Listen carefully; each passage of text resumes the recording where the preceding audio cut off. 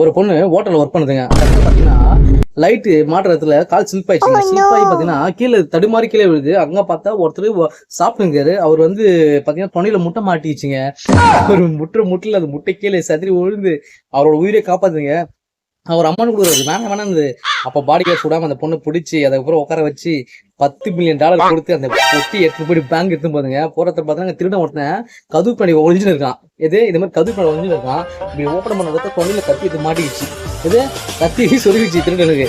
சொன்னவங்க பார்த்தோன்னா அந்த ஒரு 4-5 பேர் நல்லவங்க இருக்காங்க. அந்த நல்லவங்க 4 பேர் என்ன பண்றாங்க, இந்த பொண்ணுக்கு என் உயிரை காப்பாத்திட்டா என்னம்மான்னு சொல்லிட்டு இருக்கிற மனத்தை பாய்கள் எடுத்து கொடுக்குறாங்க.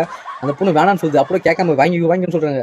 எனக்கு வேணாம்னு சொல்லுது. சரி ஓடுதுங்க. எங்க தப்பிச்சு ஓடுறதுல பார்த்தா ஒரு இடத்துல வின் பண்ணிருச்சுங்க ரன்னிங் ரேஸ்ல. அங்க பார்த்தா மெடலு, கப்பு, அமௌண்ட் எல்லாத்தையும் கொடுக்குறாங்க. அந்த பொண்ணு அப்போ கூட பாத்தீங்கன்னா கம்முன்னு சரியா நிக்குதுங்க. என்னடா தேடி நம்மளை தேடி வருது இப்படின்ட்டு.